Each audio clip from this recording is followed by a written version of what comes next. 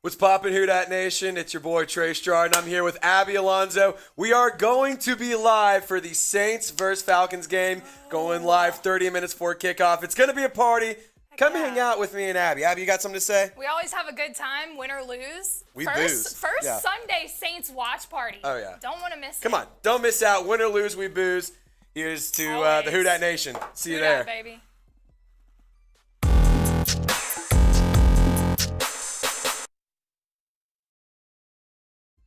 What's poppin', Who Dat Nation? Like I said, my name is Trey Stroud, and in today's show, we are going to be breaking down the latest Saints news and rumors. And before we get into some roster news, I had to give y'all a quick update on the injury report. Notable names: Zach Bond, linebacker, did not participate.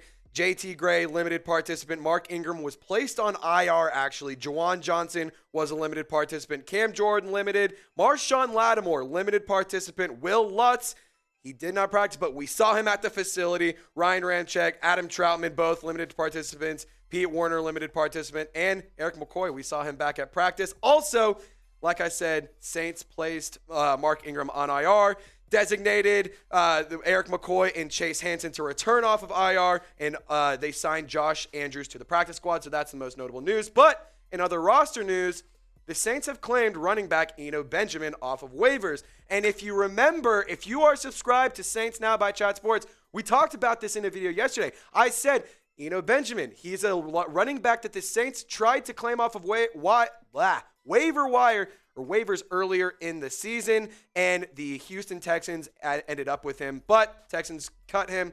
Saints now have him. He is now a New Orleans Saint. He is replacing Mark Ingram as the running back too. So that's just some roster updates, some news for you. That's why you subscribe, because we're calling it here early. We're calling it first, and, we're reporting all the news and rumors. Came to fruition. But in more news, the highest graded linebackers, 2 Saints, made the top 10 of the PFF highest graded linebackers of the season. And those 2 names you guys might have heard of. It's Kaden Elliss and Demario Davis. And here's the full top 10 list for you. Bobby Wagner with the 90.7 grade. Dre Greenlaw with the San Francisco 49ers, 85.5. Shout out to Arkansas legend Dre Greenlaw. Woo pig. Sorry to all you LSU fans. TJ Edwards out of Philly. He is 84.9. Kaden Elliss, the young buck, 82.3. That's my dog. That's my boy. Got to dap him up at the stadium.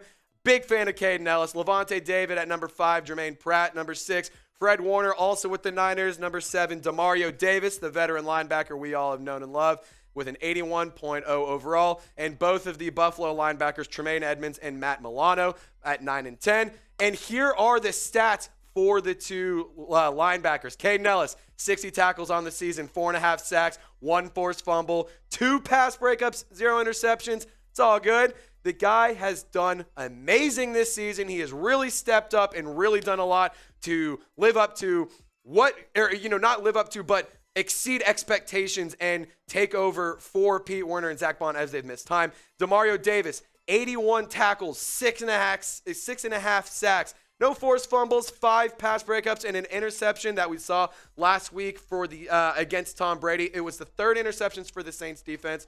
So, gotta love that from the veteran. And I just gotta give a shout out to Demario Davis. We all love Demario Davis. The veteran linebacker is putting up phenomenal numbers, and he is putting up great statistics, and he's being an incredibly great leader for some of the young guys on the defense, and he's going to be so missed when he retires, which hopefully and God willing isn't for a few more seasons. But just shout out Demario. He's a veteran. He's still putting up great numbers. But I do have to say, when he does retire, I'm fully confident that the New Orleans Saints defense is in good hands. Kaden Elliss has just been lighting it up, man. He's been doing so great this season. And do you remember in this offseason, we were all sitting here complaining and worried and talking about what are we going to do to replace Quan Alexander? Why have the Saints not signed Quan Alexander yet? What's going to happen? Where's he going to end up? What's going to happen with him in free agency? He ends up walking. He ends up heading back over to AFC, and look what happens. Kaden Elliss steps up. He's lighting it up. Obviously, Pete Werner and Zach Bond were the starting linebackers going into the season next to Demario Davis. But, Kaden Elliss has been a dog. He has had that dog mentality, and he has had a lot of fight in his heart, and he's been doing great. Really big fan of what he's been able to do. So, guys, I want y'all to show some love to Kaden Elliss and Demario Davis. Hit the thumbs up icon, and when you do that, go down and comment Who Dat. Because that way I know you like the video, so you can show some support and show some love to our linebackers because, hey, they're great. This season's been bad. This season's been rough, but we're having 2 successful linebackers, and it's looked pretty good in terms of the future for the linebacker position for the Saints. So hit the thumbs up icon and go down and comment Who Dat. All right, now we're going to break down Andy Dalton, oh, Lord, versus Desmond Ridder on Sunday. It's ugly. NFL Week 15, Saints or Falcons, back at the Caesar Superdome. Desmond Ridder, he's going to be getting his rookie quarterback debut. He played a little bit in the preseason, didn't do too much outside of that. He has not played hardly at all. Marcus Mariota got hurt. There's some rumors that he's just away from the team and he doesn't want anything to do with it. I don't really know what's happening. Obviously, we all know the Falcons are a poverty franchise and just an absolute joke of a team. But the Saints defense has been playing very well recently, and it started to really, really pick up on its step and get its step back, and they will be without Kyle Pitts. So I think this is the perfect opportunity for the Saints defense to feast and really get after Desmond Ridder and after a young rookie quarterback who's very inexperienced and probably can't handle the pressure. Now, Desmond Ridder, he did get some preseason time against Detroit in preseason week 1, 10 for 22. 103 yards, 2 touchdowns, and just under 60 rushing yards. It's pretty solid, actually. It's pretty good looks. It's not bad, but again, it's preseason. What can you really do with that information? 10 for 13 against the Jets, 143 yards, no touchdowns, no interceptions. No touchdowns, but no interceptions. What more do you want out of a rookie that hasn't played much? And then against Jacksonville, 14 for 21, about 66% completion percentage, 185 yards, a touchdown, and 2 interceptions. I like seeing that he was able to push the ball a little bit more, and he was a little bit more comfortable. You can tell by his passing stats. But when you look at what he did at Cincinnati, it's pretty dang impressive. Just under 65% completion percentage, 3,334 yards. How cool it would have been if you could have got 3-3-3-3. That just would have been kind of funny. 30 touchdowns on the year and a quarterback rating of 158.7, which is extremely impressive. And Dennis Allen did announce that they will be rolling with Andy Dalton to start this week. Red Rocket, Red Rifle, the Red, I don't even know why you're still starting. Whatever you want to call him. Cool. He hasn't been great. He hasn't been bad. And I've said this millions of times, and I've continued to say it. He has not been the reason the Saints have been losing games recently, but he hasn't been the reason that they've been put in a really good position for success. Not that there's been much, but as we all know, the last great game the Saints played, Raiders and Rams, you saw the Rams game a little bit more of a different rugby-style package. We had Taysom Hill and Andy Dalton kind of going back and forth. Anyway, point being, I just want to know, why not start Jameis Winston? You have Andy Dalton on a 1-year contract. So this season, after this year, he's a free agent. He can walk. He can go do whatever he wants to do. This year, though, this season, you have Jameis Winston on contract, and then you also have him on contract for next season. So why would you not play Jameis Winston at this point in the season to see what you have going into next year, so that way you can draft a quarterback or you can get one in free agency. You have somebody who is familiar with the system, who has energy, and it just is a little bit of fun. I just don't get it. What is there to lose? But the Week 15 betting odds are wild. I did do a double take. The Saints are 4-point favorites. Vegas knows the Saints own the Falcons. It's just death, taxes, Saints owning the Falcons. 3 things are inevitable and 3 things are obvious. Over-under set at 43. I think that I might actually take Saints -4.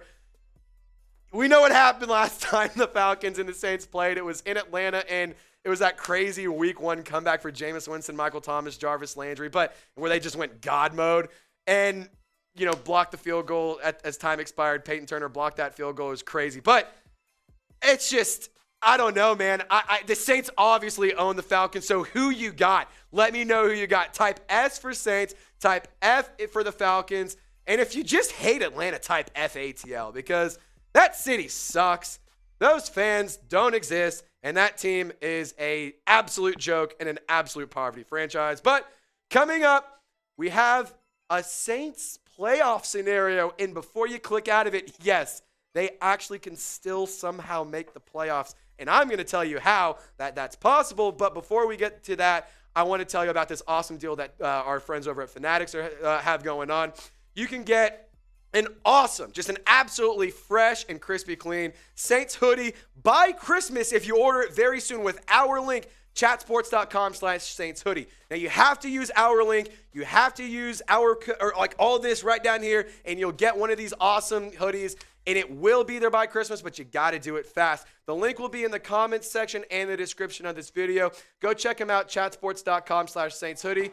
Get you and your loved ones some fresh gear to stay warm during the holiday season. All right, so here's how the NFC playoff picture is sitting if the NFL season ended today. Right now, your 1, 2, 3, and 4 seed would be the Eagles, Vikings, Niners, and Bucks. Wild card, NFC East is running it. However, the others, the guys in the hunt, you got Seattle, Detroit, who is wildly good. They just put the beat down on Minnesota. Green Bay, I don't even know how they have 5 wins. I can't really talk much as a Saints fan, though. Carolina and Atlanta all 5-8. 4-9, Arizona, Saints, and the Rams. The only team officially eliminated has been Chicago. And so here is how you have your final scenario. All 3 of these things must happen. The Saints must win out. You have to win your last 4 games. The Buccaneers must lose 3 out of 4 games. And the Panthers must lose 2 out of 4 games. So if those 3 things happen, God willing, somehow the Saints have made the playoffs.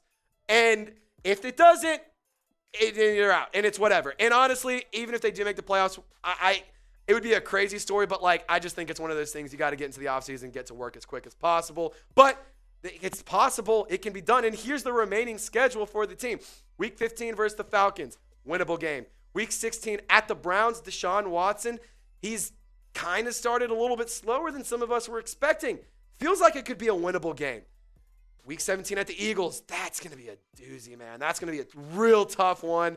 But hopefully by then, the Eagles have already locked up and clinched their playoff spot. Hopefully by then they've locked in the number 1 seed. So they'll be benching starters. I think, honestly, that's the best bet the Saints have against the Eagles.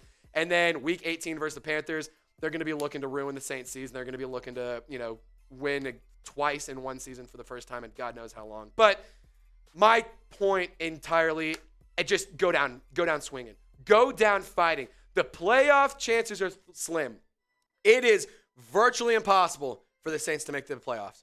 But that does not mean you should not go out swinging. That does not mean you should go out fighting. The Saints and the New Orleans has so much pride and has so much talent and just energy that you cannot sit down, fold, and just give up. You got to go out fighting. You got to go out with some pride, and you got to go out like the damn New Orleans Saints. So to get the vibes right, let's everyone type CRUNK.